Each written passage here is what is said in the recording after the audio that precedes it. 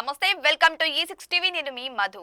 America అధ్యక్షుడిగా రెండోసారి బాధ్యతలు చేపట్టిన డొనాల్డ్ ట్రంప్ తన తొలి విదేశీ పర్యటనకు సిద్ధమవుతున్నారు.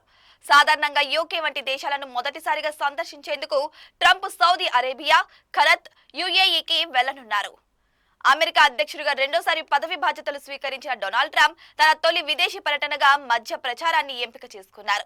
Saudi Arabia, Qatar, United Arab Emirates దేశాల్లో ఆయన పర్యటించనున్నట్లు వైట్ హౌస్ అధికారికంగా ప్రకటించింది. సాధారణంగా అమెరికా అధ్యక్షులు మొదటి విదేశీ పర్యటనగా బ్రిటన్ లేదా కెనడాకు వెళ్తారు. కానీ నేను సౌదీ అరేబియాకు వెళ్తున్నా.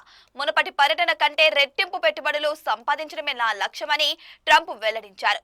ట్రంప్ అధ్యక్ష పదవి కాలంలో అమెరికా సౌదీ సంబంధాలు మరింత బలపడతాయని విశ్లేషకులు అంచనా వేస్తున్నారు.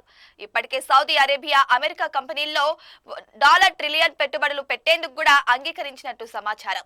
గతంలో ట్రంప్ సౌదీ పర్యటన విజయవంతమైనట్లు చెప్పబడిన నేపథ్యంలో ఈసారి మరింత వ్యూహాత్మక ఒప్పందాలు కుదుర్చుకునే అవకాశాలు కూడా ఉన్నాయి. ఇటువంటి మరిన్ని విశేషాల కోసం చూస్తూనే ఉండండి E6 టీవీ.